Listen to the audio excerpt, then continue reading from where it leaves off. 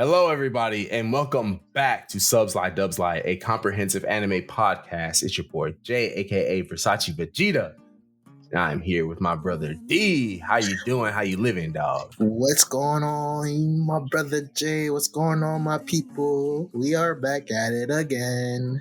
I know you missed it. Sorry. I was dying. no, let me stop. I had a crazy little headache, so you're getting last week's episode next week.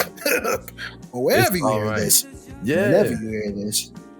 Yeah. Listen, I was very glad to at least be able to give y'all just a little conversation about Dragon Ball Daima last week. Yeah. I felt pretty passionate about it, and I think I still do even this week, right? Yeah. Right? You know, and I want to hear my thoughts. I agree 101% with whatever Brother Jay said. He said it nicer. He said it nicer, by the way. I was just trying to be succinct with it. You know what I mean? I was trying to meet y'all halfway, really. But hell, even last week, man. New episode. Just it's a cycle. It's a never-ending cycle, man. Yeah, it definitely is. I be wondering about y'all folks, man. I be wondering, the hate watching era. No thanks, bro. I don't understand. That is so teenage years, man. It's not. You can hate stuff from afar. To watch something that you hate, that's insanity. I'm sorry. You bring up teenage years, man. Do you think maybe that's the difference? Well, I know we only like a minute and a half into the episode, we coming with punches. Let's get deep with it. For the sake of tomorrow, we coming with the punches. For the sake of tomorrow, we throwing the punches. I think so.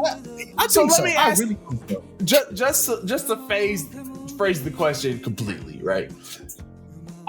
Folks like us, folks in our era, and people even now, right? Mm-hmm.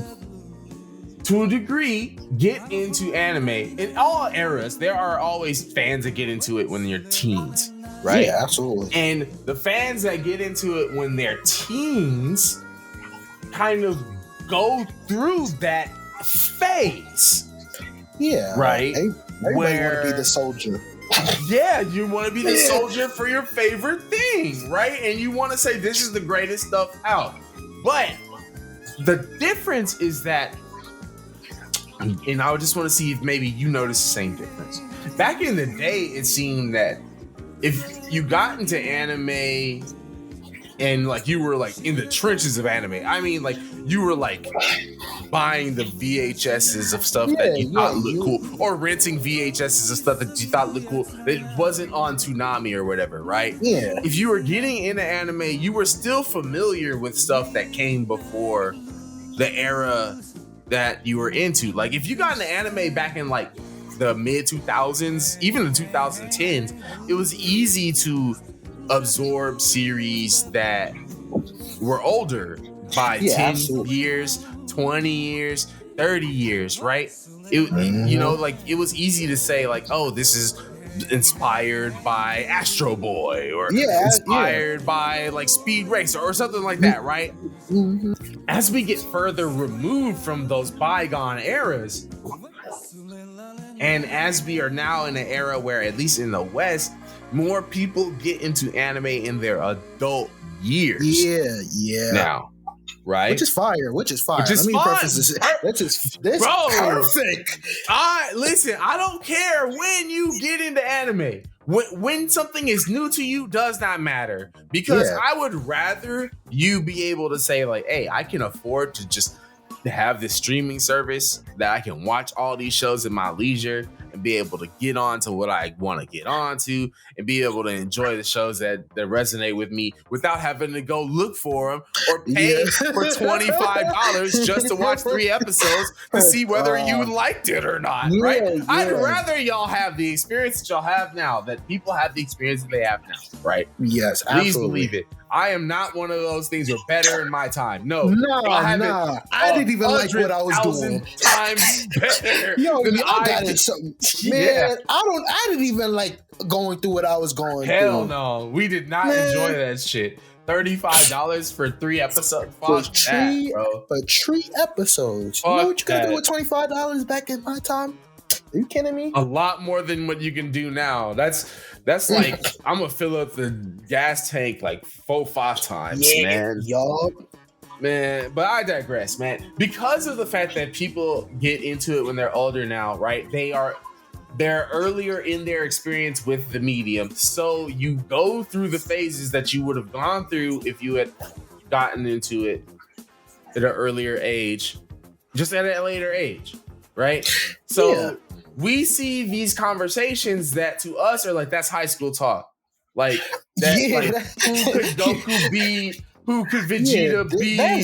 That's Gerber talk all the way, man. Yeah, to us, that's baby talk. But to some people, that's as far as their depths of understanding anime goes. And maybe that's the key, right? Maybe that's the difference. Maybe that's why there is a disconnect between fans today.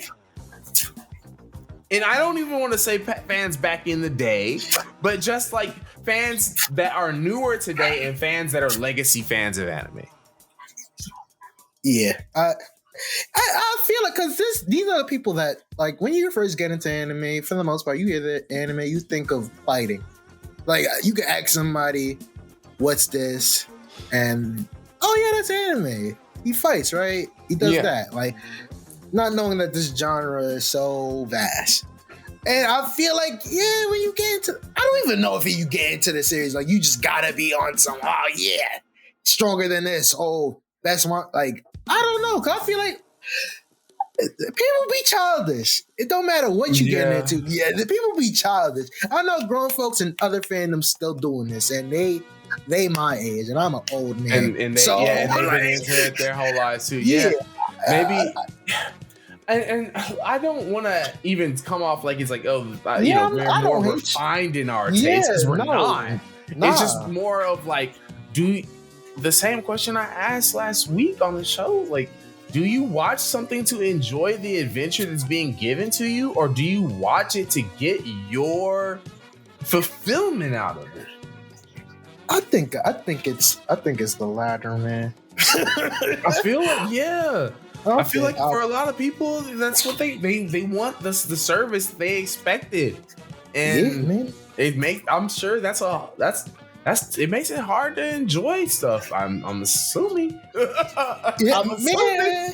Well, I was there during the Big 3 era, man, and the most casual of casual cared about the techniques. Like for Naruto, like I want to see all the jutsus and Bleach. Oh, the Bankais, they still doing it to this day. Yeah, but we still getting new Bankais. One Piece, the bounties, the fruits, etc. Like, I mean, people look at the things that I guess make that series stand out and hyper focus on that. Mm-hmm. So when I see people talk about Diamond, people looking at Dragon Ball primarily for the fights. There's the reason why AMVs were super popular. People not watching AMVs to go watch no stupid clips of something that they could have read up on. Yeah. They come in to watch the AMV to see some actions. Now people are looking for that. What's the moment I can put in my reel?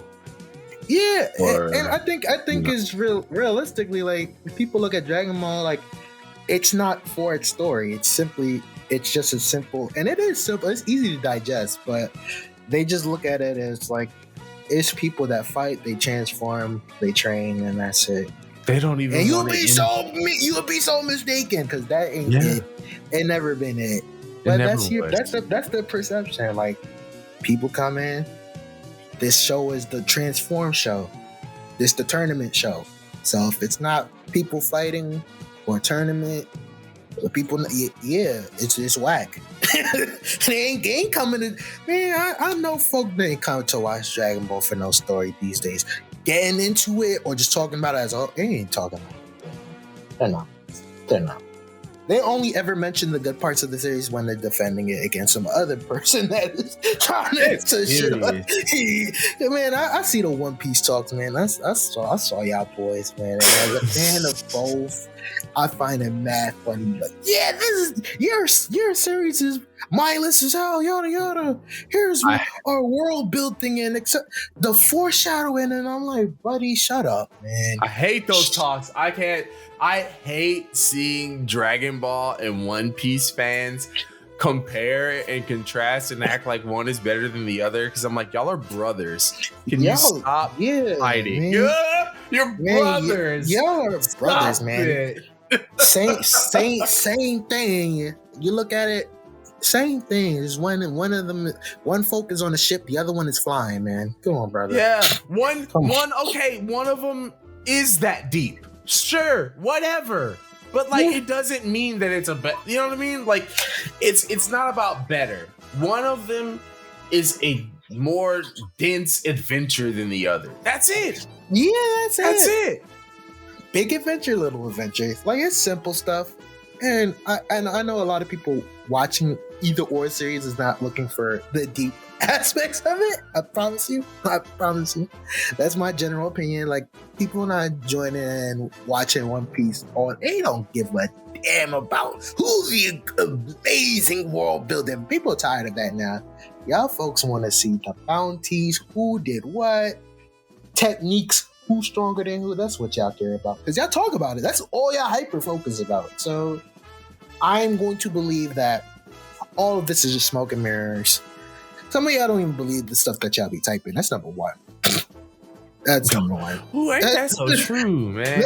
I feel like there's very few people that got convictions and are really standing on them and can really succinctly explain what they're saying without relying on some metric or some whataboutism or some like false equivalency. Right? There's very few people out there. You want to have discourse, some genuine. You would try to have some genuine discourse with either or families. Well thought out. They're gonna be like, "Yo, look at you typing so much." So, 100%, y'all just be chatting the chat because the internet is available for you to chat. You just yapping. Yeah, it's just yapping, and some of it is in fun. Yeah, some of it is just bants. Yeah, but then some of it is like, yo, you're really upset. You you hurt. Yeah. The great thing is, no matter what fandom you're part of, the series is only ever told to you the way how the author intended to, and your depiction is simply your depiction. My words about any series, they don't mean much. Unless I'm quoting verbatim what the author was saying. No, my words are just me fully on taking the series for what it was to me. So, this is garbage to you. And it don't mean much, especially with them two series, because those is money makers. Our opinions don't even matter. You could talk about Dama being boring and trash all you want. That is going to be selling hella merch. Them little plushes, them little diamond plushes that are gonna bound to drop, those are gonna sell like hotcakes. One Piece merchandise always sells like hotcakes. So it don't really matter, man. It really don't. All that banter, let it be banter. Don't be really dead ass with this. Oh man, this is garbage, trash. Like, bro, we grow up. You know you have some form of media literacy. Especially if you are a fan of some of these deep series that y'all claim is deep, y'all should be able to tell a little bit of the talks that y'all have are childish. So, go ahead, chill out, watch the show. If you don't like it, don't watch it. Simple as that. Where there's real missed focus at, the real missed opportunity that I feel like so many fans have, is we get so caught up in this is the GOAT. This is the greatest. This is the dopest ever. And so then this goalpost gets moved to what is like this classic of all time.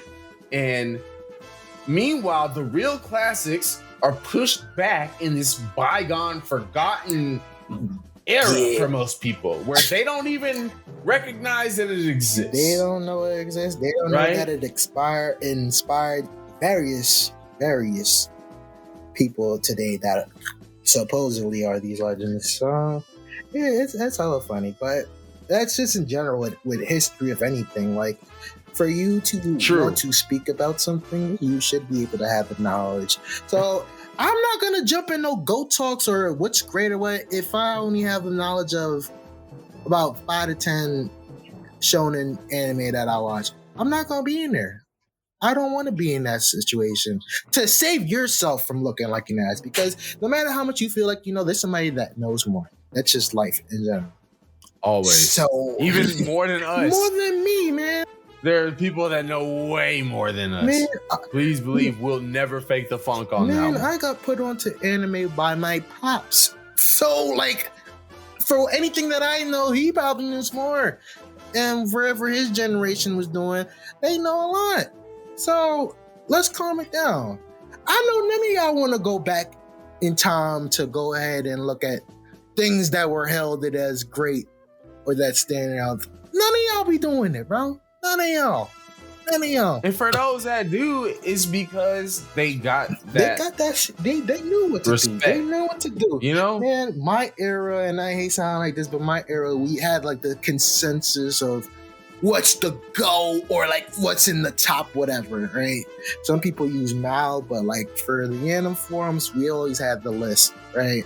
And that list, like any other list, just like the star rating system people hate, like instead of taking that for what they're telling you, you go ahead and look at it and say, all right, let me have my opinion about it. Because something could be the general consensus or anything. Like, who's to say that your belief of what's good and what's not is the litmus test for me?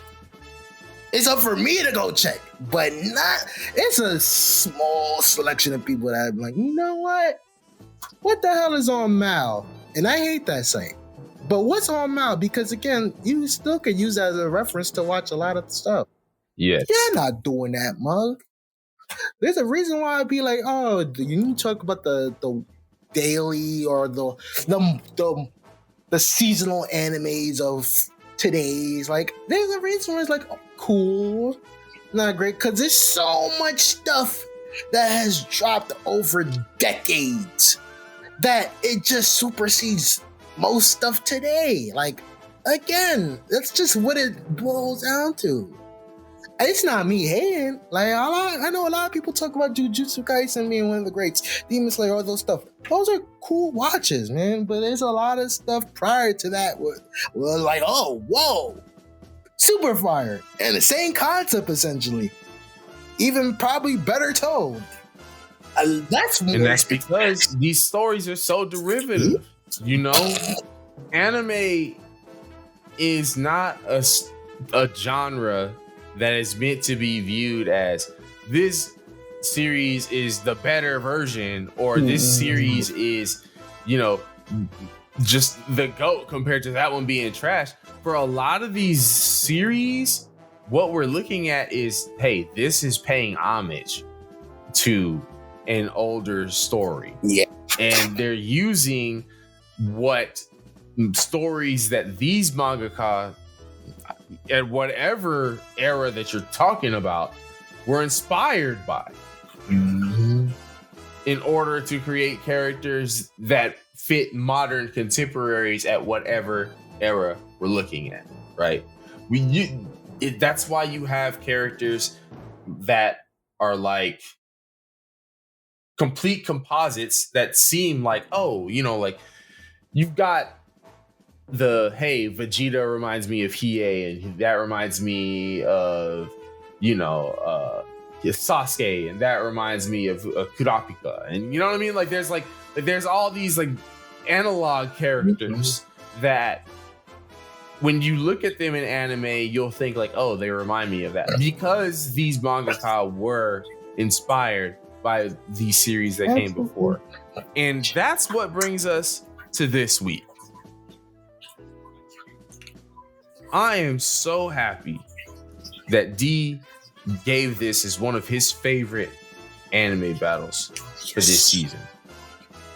because this is a series that I have always recognized as, yo, that's one of the greatest. Like I know for a fact, like Ashita no Joe stands the test of time because I always see that as one of the greatest boxing manga or one of the best sports manga ever mentioned, right? Mm-hmm. And we're talking about a series that, like, while there have been series that paid homage to it through various moments that you have seen, don't even know you're looking. You see this pose?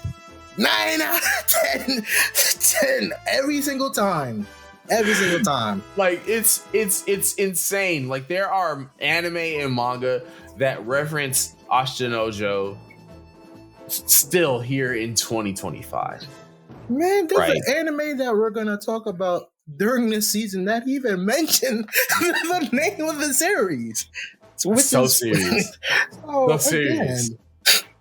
It's something where Ashita no Joe is not just a legendary anime, it's a revolutionary part of Japanese culture.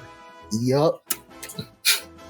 I know this is one series that I'm very thankful that UD have been able to get me into, but I know it's very near and dear to your heart. So before we get into the fight itself, man, like, tell me areas that you see like great importance in, not only just with the anime and manga, but even with its real life influences. Man, a lot of people say this term or this phrase, but I mean it. This series saved my life. Legitimately saved my life. Some of my most depressing moments ever.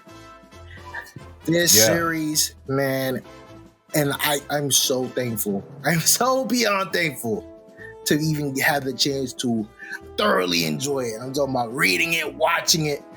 Man, just watching Joe.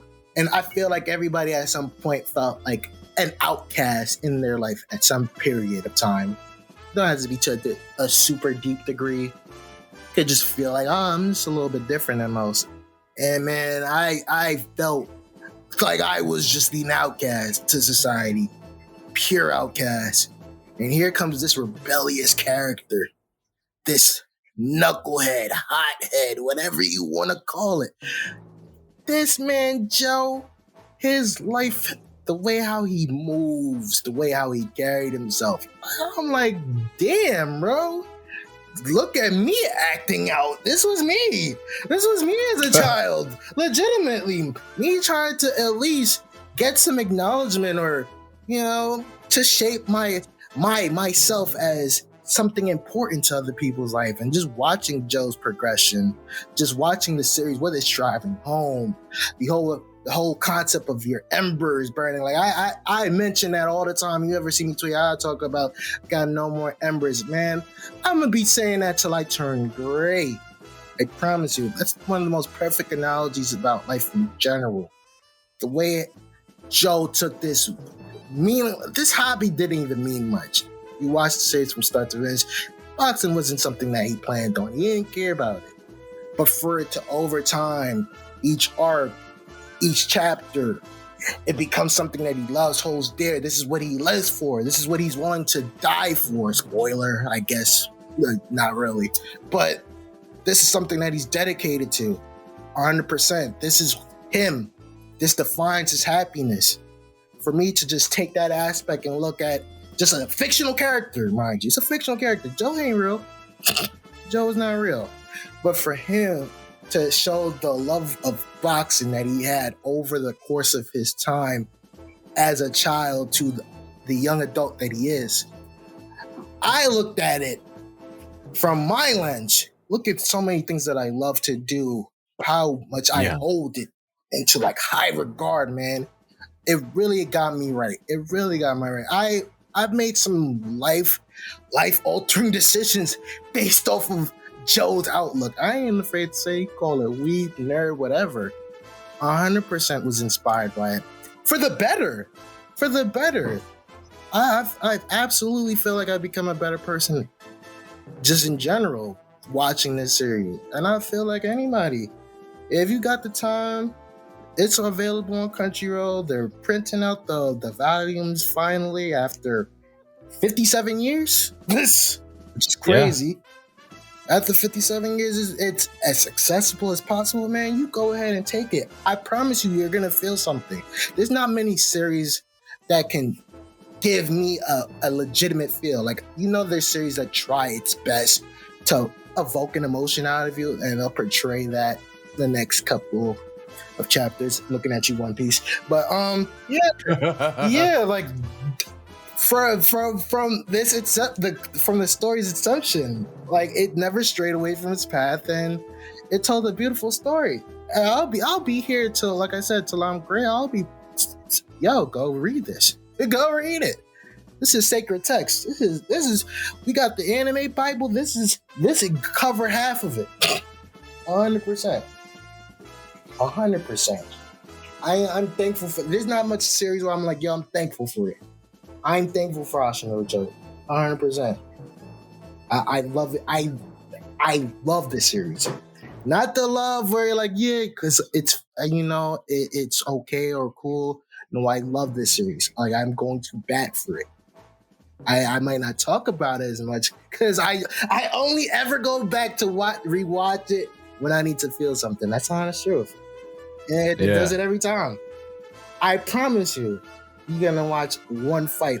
This fight, maybe any other fight, you're gonna feel something. You're going to. Grown people. For a shonen anime, this is grown people anime. Grown people. This gonna hit you right in the feels, as the people say. Now, for those not already initiated, Ashita Joe itself is a Tomorrow's Joe, a very, very legendary manga with running from 1968 through 1973. This is something that ran in Shonen magazine back in the day, about the story about Yabuki, a young boxer, starts from his youth all the way through him becoming a famed boxer through the rest of his life. The fight that we'll be getting into this week is at the end of Ashita Joe 2, the second anime series set for Joe's life, with his battle versus Jose Mendoza.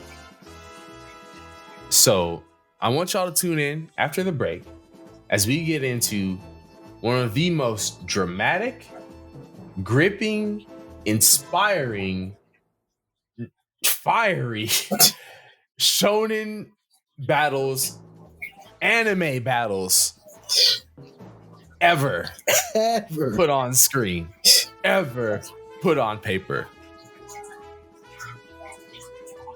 Be right back with you guys. Television presents Rocky Joe, a first-run, first-rate animated action-adventure series. 65 half hours following the rise of a streetwise kid against all odds to become the greatest boxer the world has ever seen. Anyone seen him before? I don't believe it. The guy could stop an elephant with those hands. I've finally found you, Joe. The guy I've been looking for all these years. With your speed and your strength and your instincts, you're a cross between a wild animal and poetry in motion. But you'll never be a boxer without training, and that's why I'm here, Joe. I'm here to change you from a wild animal to the greatest boxer in the world. His friends. Do you mind if I ask you what your name is? Joe, that's my name.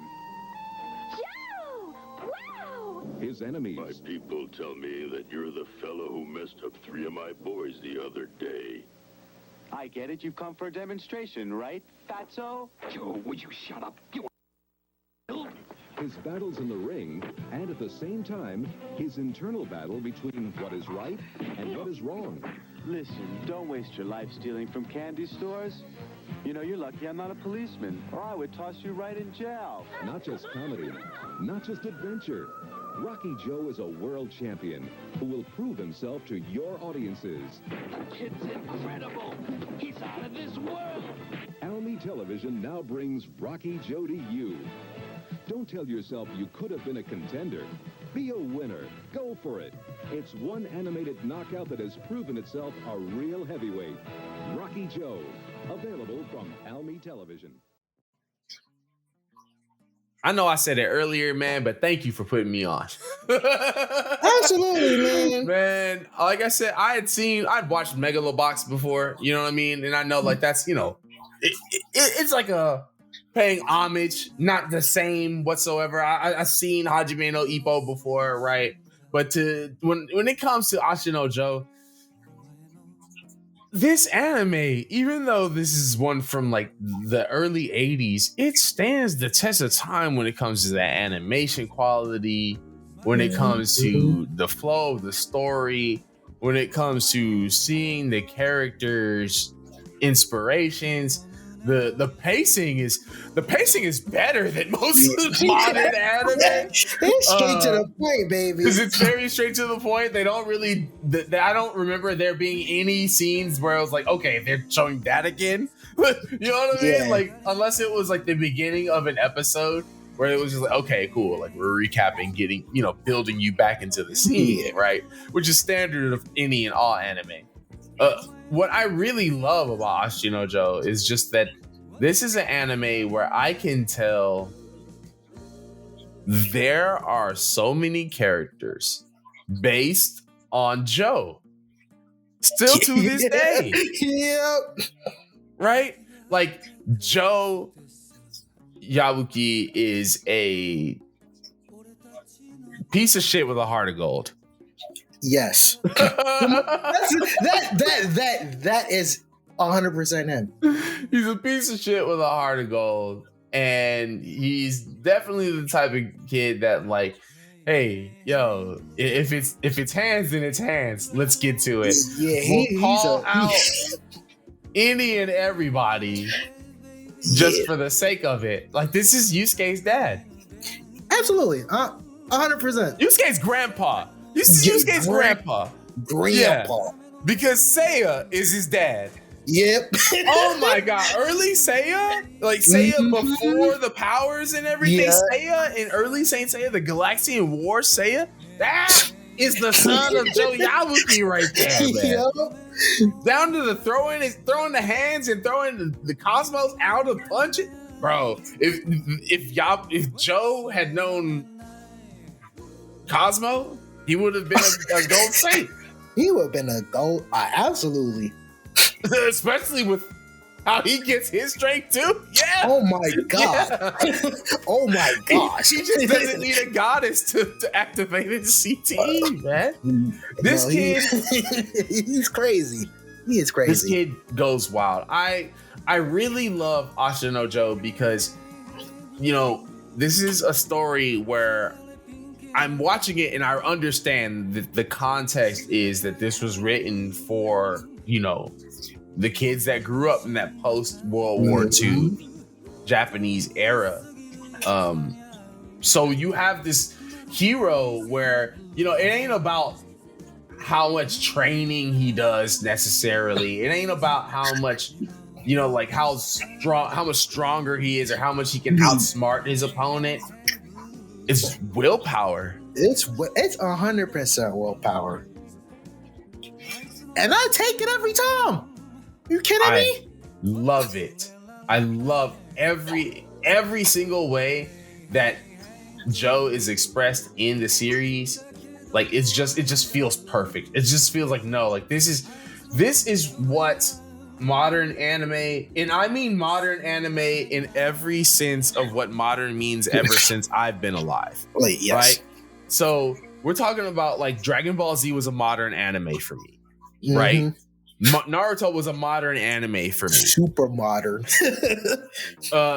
You know, One Piece, everything that's come out even after that, these are all modern animes to me. They all have existed during the generation I've been alive, and I can feel the lifeblood of Ashita no Joe in all of them. Yeah. Was I a World War II survivor? Damn. No. the way I But felt it. yeah, it's because these are timeless, very, very timeless stories that can inspire you if you've got any blood pumping in your heart. Absolutely. My man is the hero of the slums. Anybody could. You grew up from nothing. Anybody could relate to that, man. So serious. This is even a series where, hell, I remember you telling me one of the very first plane hijackings was inspired by yes. Ashita. Yes. Tell me more about that, man. That blows my mind. Yes. So, famous incident, Japan Airline Flight 351. The hijackers that hijacked this plane essentially screamed out, got up from the seat. One of the hijackers got up from their seat, drew a katana from his pocket, and shouted out, "We are Ashita no Joe." Yo. This plane is going to Cuba this is 1970. Fresh off a new year. Basically, still in the new year. My mans, that's insane. What do you mean you're screaming out, "We are Ashita no Joe"? What are you talking about? And then you realize it, and I'm not big enough infamy, but my God, like, I get it, essentially. I get it. That's a series that transcends just being a cartoon. This is a character who inspired an entire era of youth, not just to be radicalized, but to believe in themselves for better and for worse.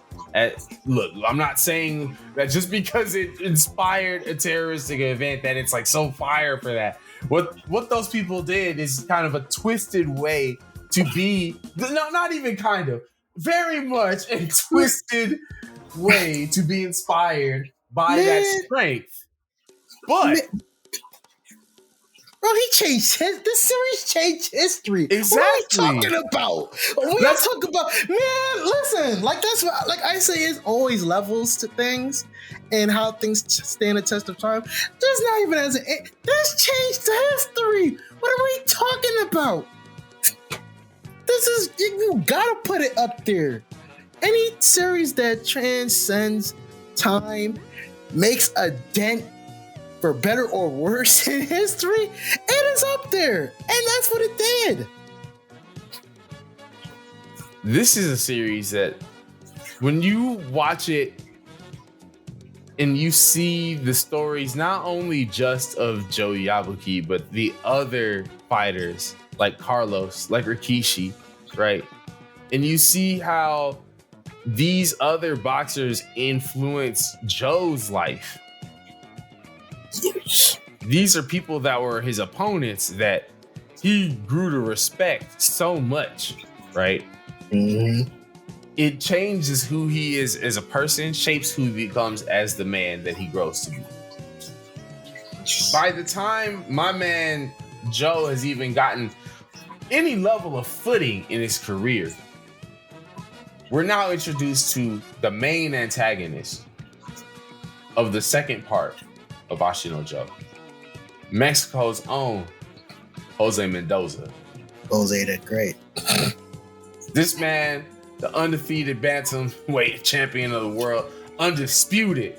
Yup. He winds up unifying both of the bantamweight belts just in his lead up to the fight with Joe. He winds up defeating one of Joe's famous opponents, Carlos, and does him so bad to where Carlos can barely even talk, let alone walk. Man, it's a shame. You watch Carlos and Joe's fight, you just see the episodes prior to their fight. That man Carlos is the epitome of a bundle of joy, just pure energy. That's light. where Joe was dark, Carlos is light. And I promise you, you look at Carlos during this time where Joe and Jose are going to fight. Carlos looks like to say a shell of himself would be an understatement. He looks all the way done up. He's Weathered. gone. He's lost. The man can't even hold a coherent sentence. It's really bad shape that Carlos Rivera is in. By the time we get to the point to where Joe himself is about to face off against Jose, I really love the buildup that we get to this fight in the series. At one point, Joe takes a trip over to Hawaii because he's about to have his own battle against Leon Smiley. Poor Leon Smiley. Yo, this series be tragic when it comes to it. Be tragic, bro. It feels like everybody that is an inspiring opponent for Joe winds up having such a sad, very tragic end. Yes. Like, is there any fighter that I can't think of a single one where that was like a fighter that mattered for Joe, where like they made it out all right, like their story is happily ever after. Man, we got dead, broken, turned to gray. Like, yeah, it's tough. It's tough, man. It's tough. It's tough. You know, it very much shows that boxing is not just this glitzy, glamorous sport. Yeah, it's Ashita really Joe is very, very grounded in the sense that when you give your all as a boxer, you lose your all along the way. Absolutely. For every action that you do, there is a form of consequences awaiting for you. And you got to look at it all right, so boxing in this era, there's 12 rounds, right? And for the most part, we're for the protection of the boxers. No matter how much of a combat sport it is, we're trending towards, we don't want our fighters broken and ending up like boxers like Muhammad Ali, rest his soul. We don't want incidents like that. We don't want people dying in the ring. This story was based around the 1960s to 70s. Boxing was 15 rounds back 15 then. rounds. 15 rounds. To the blows above the head. Anything that you think that was sanctioned, anything, boxing is boring, it's too much. Throw that out the window in the 70s. All that CTE inducing fighting, it's all up in here, man. You're not really in this for the long game. If you're a boxer, you're coming in there strictly to work. You love your craft. Ain't nobody want to get punched in the head for a living, man. Especially during that time. You got to have a love for boxing. There's no punk. You don't just walk up in there and you got to love boxing. You have to love it. And boy, boxing sometimes don't love you back, bro. This sport at this time don't love a lot of these boxers. Your favorite boxers in this series, they're not loved back. I promise you they're not. When we watch anime today, when we watch anime for the past 30 or so years, most protagonists have some long-running goal. They have some drive that is the anchor reason for their character's existence. Naruto wanted to be the Hokage. Luffy's gonna be the king of pirates, right? Bleach, with Ichigo, he just want to protect his friends. Dead ass. That's easy. Right? At the end of the day, he just wants to protect his friends. Even with that being, a base admirable goal, right? most characters nowadays have some sort of goal. Yes. With Joe Yabuki, his goal isn't even to be the best. Yeah, it's not even, man. It's so funny. It's the aspirations of being a great boxer. No, he's just in it. He's just in it for the love of the game. Man, there's a scene and during the fight with a flashback, and one of the characters is asking, like, what are you gonna do after this, man? It's the biggest fight of your life. What's next? Joe don't even know. He has no idea. You don't know. For somebody to get in that ring with no outcome, he don't know. He just in there. I need a fight. I need to fight the best at that time period. And with Carlos, the backstory, it's a bunch of things riddled in for an aspiration for him. But what comes next? Nothing. It really isn't. You don't know what he got going on. Joe's a drifter, so what if he drifts? What if he retires? You don't know. That's it. He's a really on the fly type of guy. And that's what I love about this character, in the sense that those simple joys is what keeps him going for the sake of tomorrow. Mm-hmm. Just the joy of living, of win or lose, he's always going to have the heart to get up. Yeah. Absolutely. So when we contrast that against Jose, oh man, Jose, the pretty boy, man. Jose, we're introduced to as like, hey, he's just like perfect world champion boxer. Like, he can literally hold dudes back, hold them by their shoulders, Hold them back. He got crazy they strength. can't do nothing. Not a damn thing. They fight against Joe, and it's just, they fight against Jose, and it's just bam, bam, bam, it's over. Okay. Yeah. Jose is someone who's cold, calculated in every fight. And remember that. Yes, for this fight. yes.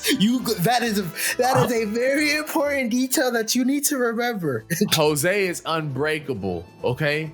Jose is that wall that you cannot get over. He's that fire that cannot be put out. Mm-hmm. When his fire is burning, it's at full strength all the time.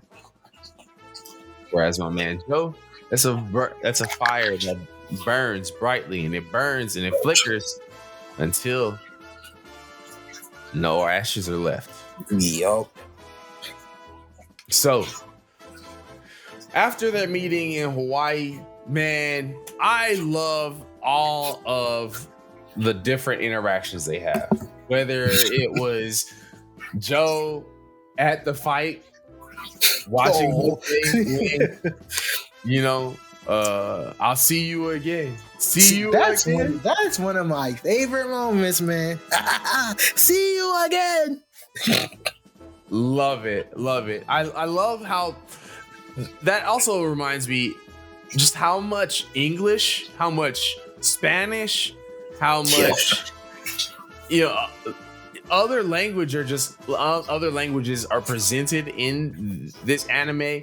You can definitely tell that it's like sometimes it's a Japanese voice actor speaking English or a Japanese voice actor speaking Spanish, but sometimes it definitely sounded like it was like some foreign nationals that they caught as voice actors. You know what I mean?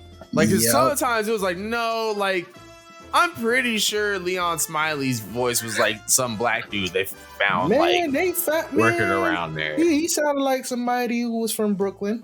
Because that was the one thing I loved, is that like you had this black character, he's speaking English and he sounds like, no, that's how a black person in the 70s talks. He doesn't sound like a characterization. He doesn't sound like, hey, yo, man, yo, what's up? Like, no, like he sounds like how a person really would talk. That's what I loved about, for all the talk that people give of, in Japan, they don't get the rest of the world. Like, nah, man, I don't know, man. I just feel like there are people who have weird ideas over there. Yeah, because they don't know shit about the rest of the world. Yeah, there a lot of mangaka are probably a little bit antisocial. Yes, and they're not worldly people. You can tell somebody who the person that wrote this clearly got a hell of a life story to tell. He definitely understands people across the world, because these different sports manga that he came out with throughout his life, not just even Ashita no Joe, right? Yup. It all shows that strength of being inspired through camaraderie, through teamwork, through sportsmanship, and how it can break someone just as well. Right? These are just stories that translate in every culture, but it's so cool to see that other cultures, for us and a manga that was written in this, in the 70s, right?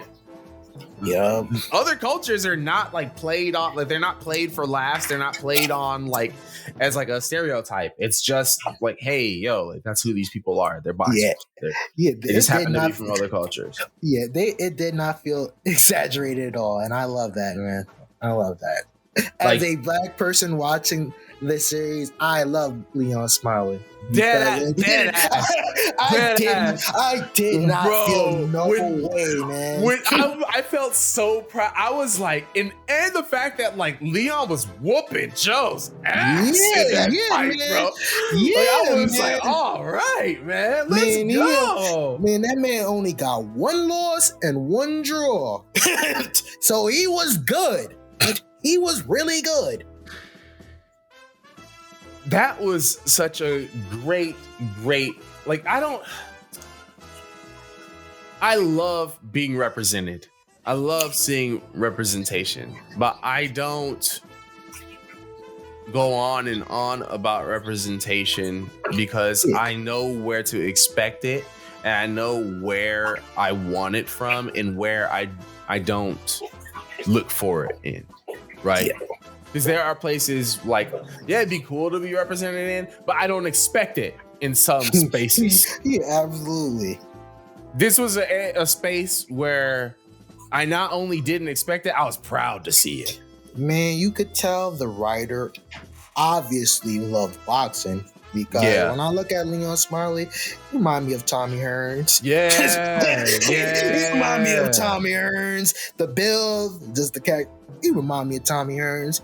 So I love when I love when somebody knows what they're talking about. It feels better for me to know, hey man, this person is just not I can, if I saw that person, if they were alive today, I probably can have a drink with them.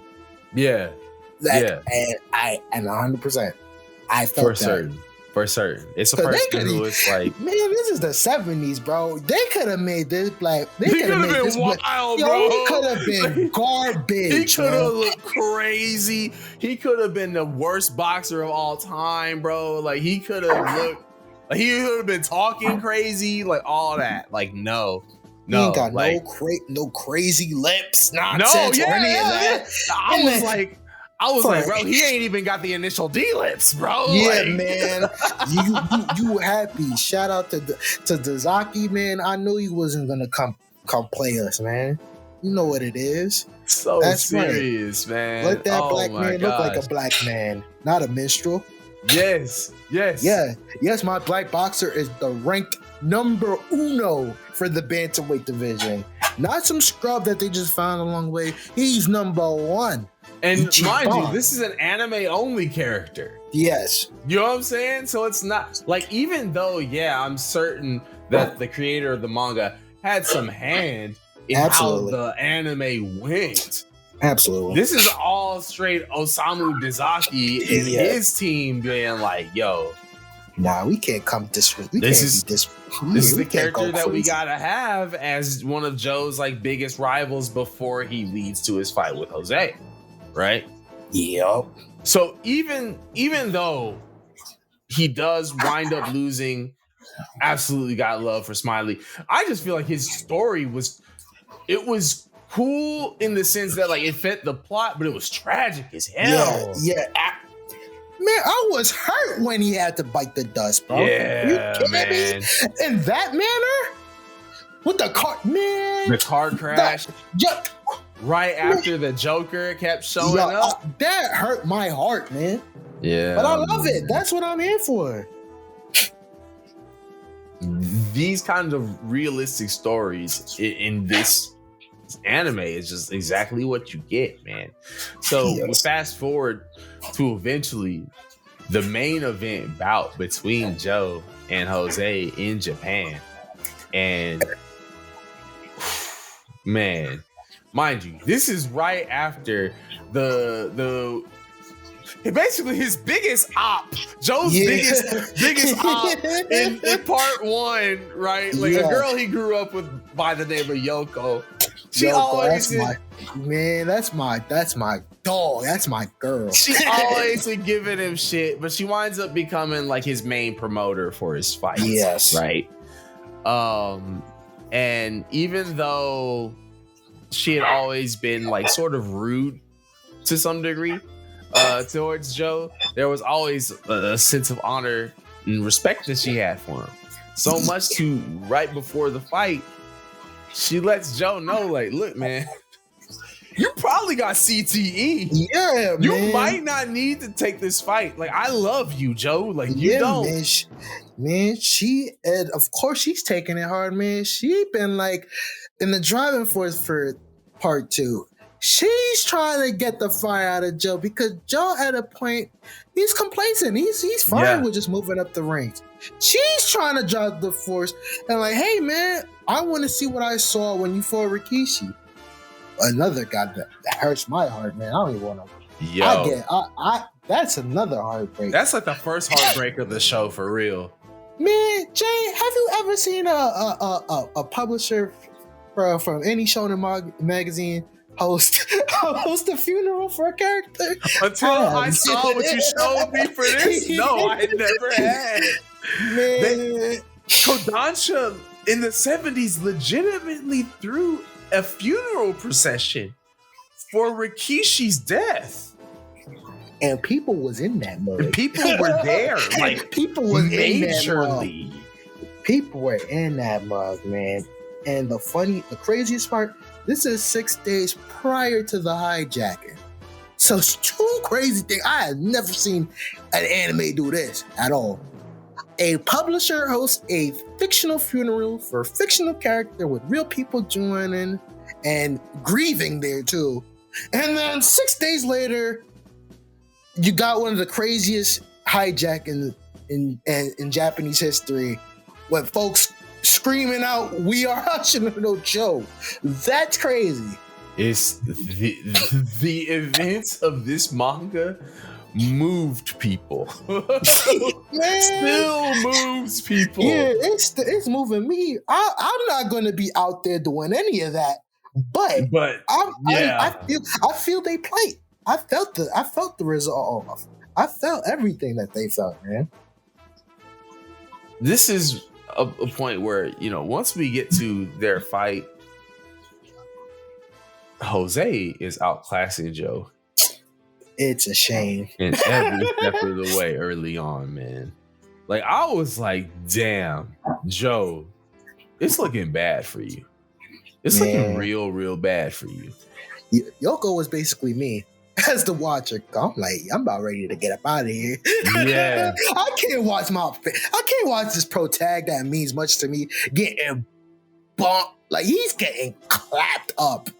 Clobbered to a point to where like he can't open one of his eyes. Like, he's getting knocked the hell out. And mind you, we're finding out during the fight, my man is going into this fight with a full case on of CTE. TE, baby. Punch drunk syndrome, as they called it back in the day. Like, I had to look it up. I was like, punch drunk syndrome, and I looked it up and it said CTE. And I was like, oh, punch drunk. Those them old timer words, man. Yeah. Man. Dude, you going into this fight, man. Reveal he punch drunk.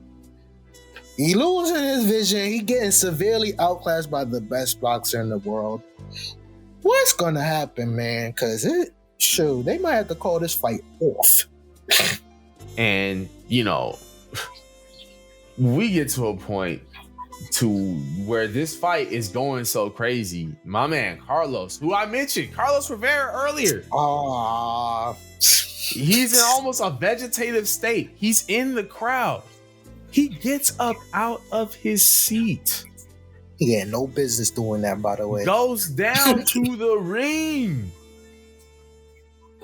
Sees my man Joe and can barely put together the words like, Joe, you got this. Joe, fight, Yabuki, fight. With his little accent. It's crazy.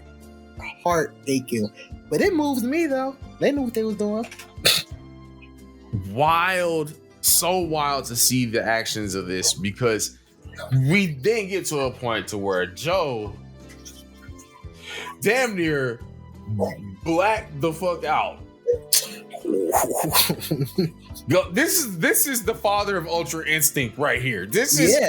Ultra Instinct comes from this. Because this man goes right into CT and like is getting up whenever he's knocked down. He winds up using, all kinds of, he's fighting against Jose, and he's like kind of giving Jose the work. But he's like, okay, all right. Jose, like that caught me. Nah, it's because of Carlos, bro. Why he came in? I just broke that man up. This is because I see Carlos over, in the corner over there, right? So he starts going in crazy. Mm-hmm. My man Joe winds up copying Jose's corkscrew punch. Just passed out. Nailed him. Winds up grabbing Jose's shoulders, using it against him. My man's a fighting genius. The whole time we're getting, 10th round, 11th round, 12th round, 13th round. You know what I mean? Like, my man is looking like he is knocked the hell out.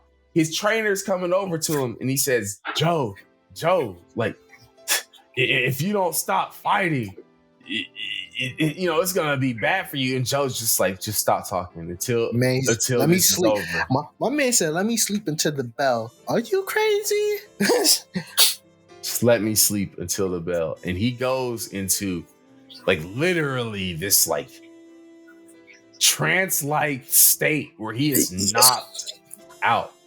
And we remember that we flash back to this conversation that he had before the fight, where he explains basically his entire soul drive. Mm-hmm. And that moved me. He says, my fire keeps burning and doesn't burn out until the last embers. Man, I'm telling you, that when I saw, I'm not gonna lie, when I saw that scene, when I saw that in full context, I was like, yeah, I understand my brother a little bit better now. I understand my brother. Man. I get it now. I understand it now. He does the little finger pros till there's no more embers.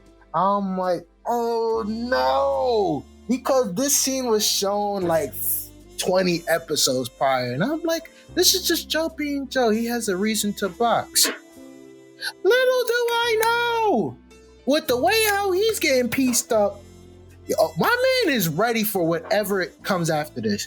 He's 100% came in the ring with the intention of, I'm going to do my best.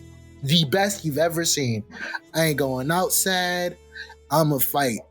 I'm going to do what I love. And it's going to be remembered that I did what I did because I loved it. And Jose, he's like, okay, nah, look, all I got to do is just keep piecing him up to the end, man. And he's throwing everything he's got at him. And eventually, he gets so scared of the fact that Joe is coming back at him while passed out that my man Jose starts losing it. He starts screaming. He's throwing left, rights. Bro, he's going bananas. He was screaming like a scared animal, bro.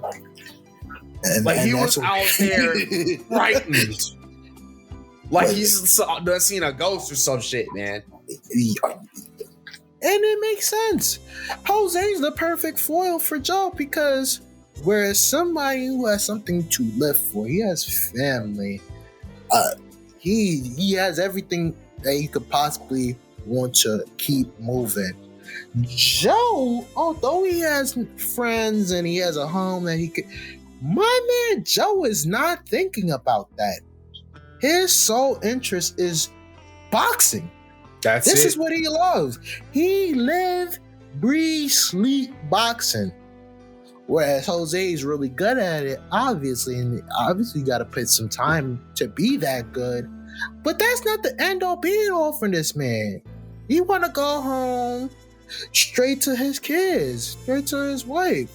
They introduced the punch drunk syndrome within where we first meet Jose. That's right. Because Jose got doctors out the wazoo. He from the jump, you see the way how he's introduced, he take care of his health. He got the best of the best doctors and everything. He want to be in tip-top shape. Joe don't care about that. My man Joe, to the news where he's, oh yeah, you have punk drunk syndrome.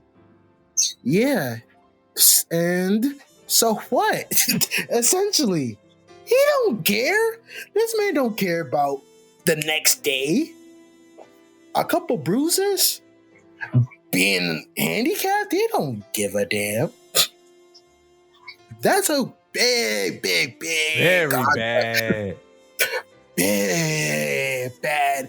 Jose looking at this man like this is not a human I'm fighting. I am clearly fighting just in a mere image, the shadow of Joe. Cause man, you don't come in the ring. He fought. This is the best boxer in the world. He's obviously fought top class boxers. He ain't met nobody like Joe. He over there praising Joe like, man, I feel bad for you, bro. Cause you know you would be such a great boxer if you ain't have what you had. Little do we know Joe don't care. He used this as a crutch. And that's the crazy thing, man. Like, Joe is literally just in there, like just all spirit, fighting back, man, taking everything Jose's throwing at him. Jose's losing it, bro. Bro, he got the deuce to point because he was wilding, and he deserved that. Cause bro, you supposed to be king of chins. The crowd is like, and I love the crowd. The team Yabuki, man. Shout out to them folks at the slums. They like, you're the king of kings. You're the king of all fighters, and you resorted to dirty tactics, man. Boo this man. Get him out of there, man. His trainer, Jose's trainer, his corner. He like, yo, you're tweaking, brother. It's too late now, man. He in the sauce. He's all the way in the sauce. He afraid. He fearing for his life. Joe on the other end. And again, he don't think this. And at one point, Joe is mentioning that this thing is a crutch at all. The only thing he complained about is like, yo, I can't see out my right eye. That's it. And he legitimately can't it's see. It's sealed shut at this point down there. He got the big lump over his eye. Bro, shout out to Yoko, man. I know what you was gonna do. He's gonna throw in a towel. My girl Yoko, she take a taxi. She ready to go home, and then she realized, what kind of punk am I, man? I'm not gonna run. She come right back to the Budokan Hall. She take that nice, lovely towel that Danpei's ready to throw. And she take it for herself. She throw it on the ground. Keep fighting, Joe. So now we got this is for the sickos, man. Joe is for the sickos. Joe is like, you can't even classify this as a knock-em power, bro. To this day, I'm like, yo, he's just going off of straight willpower. Not for the sake of others, but for the sake of his care for what he's doing. He's going off of it, and his willpower is so great. The willpower matches basically the skill of Jose. And amazing. His fire burns so intense. that it burns up his entire body in an instant. Right when it's over, only those white ashes remain. Not even any embers. Just pure white ash. Because the fight ends, my man Jose is declared as the winner of the fight. But when the camera turns over to Jose, his hair is all gone white. Yeah, he done. He looks scared. Like he looks frightened. Like he looks empty, drained from complete stress and fear. He literally aged. That man aged, man. He physically aged at the end of the fight. And then the camera turns to the other corner and we see Joe sitting in that corner. And everybody's checking on him. And he's not moving. Yeah. The only time he still in that chair, and all he telling, yo, my corner, yo, Yoko, you there? Come take these gloves. When I saw that for the first time, I was like, yeah. Oh no, this series done gave me so much red flags, so many warnings, but the gloves, I was like, oh yeah, okay. That pose make a lot of sense. And then as soon as the gloves are off, my man's head just kneels down, his hands in his lap. And you know, if you've ever watched any anime, you've always seen a shout out to this scene. It's him sitting in the corner of the chair, in the corner of the ring. The screen is black with just a white light, blue tint shining right down on him. Yes. And the series ends there. That's such a gutsy move, man. You already got all sorts of letters from fans killing your primary antagonist for the first part in Rikishi, and then you go ahead and ha, we're gonna end it. The Joe Yabuki shot, man. That hurt. I know a lot of people who listen here watch Naruto, so think of Joe in this fight. This is Madara versus Mike Guy, and you saw how Mike Guy ended up, right? Yeah. prior to all that Naruto Jesus kind of stuff, y'all saw how Mike Guy, he literally, that was a pure white ash. That man was pure ash. Hell, there's so many scenes that refer to that shot. When Goku died against Raditz with the smile, on his face. Y'all know it, bro. Y'all know you it. Know that shot. That is straight up paying homage to when Joe Yabuki died in the close up to his face. Like when I tell you, like when Spike Spiegel dies at the end of Cowboy Bebop. Yeah. The smart, the little smirk, all of that. Like you've seen man. this shot. You don't know you've seen this shot. You've seen this shot. Danganronpa, you know what I'm saying? Like I can think of like a bunch of different anime just off the top of the head where it's like, nah, like they did that little shot. You know what I mean? They pay homage to this scene too much times. This show is referenced somehow, some way in all y'all favorite animes. I promise you that. Y'all One Piece heads, I was talking to y'all. Anytime there's a boxing scene in any anime. Luffy and Foxy preview episode. They're literally copying Denpei and Joe. He's like, yeah, for the sake of tomorrow. Man, your favorite mangaka, your great manga, they are all paying homage to what came before them. It stood the test of time. You probably just didn't realize it. That's why I'm here to tell you, man. Do your knowledge. What do they the say? Googles, man. Do the knowledge. Do the knowledge, man. I promise you. This is crazy. What was that? Gurren Lagann episode 7? Yeah, yup. Right? Yup. That pose is, man, I done seen that pose in Pokemon. I've seen that pose in Pokemon. Bro. Yeah. Bro, I saw that pose in Pokemon where Grovyle posted up in the corner, all done. That pose is the most popular thing I've seen in anime history. I'm stating that. It is on the level of the Akira bike slide. Yeah, nobody is. argue. I don't want nobody. I'm telling you this right now. It's right there. JoJo, right. Even JoJo's Bizarre Adventure. What, man? They're the ones when Jonathan's holding Dio's head on the boat. Yeah, man. They super tell you that was inspired, man. It tells you in part 4, man. This meal, it tastes as exquisite as the classic Tomorrow's Joe. When they in that restaurant, I ain't forget. I definitely didn't forget.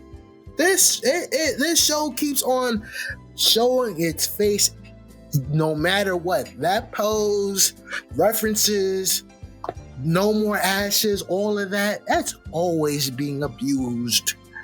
Every single any battle manga that you love, it's 100% that pose was stolen. Not even stolen. It's a tribute. You can't say something stolen when you know somebody paying a clear tribute. This is the thing, man.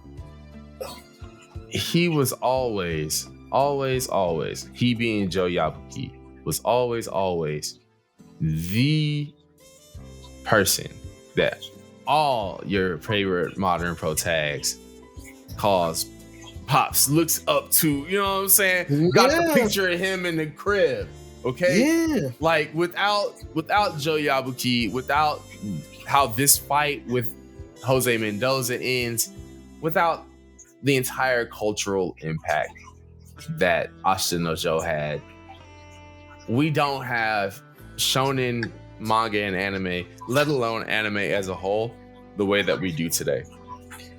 Yeah, y'all don't get mad. Sorry, but yeah, that's not even a hot take. Joe, the granddaddy. It's just real. It's just real. Like I remember, I had a conversation recently with some folks, and they were like, "Who were like your top 5 like most iconic anime characters?"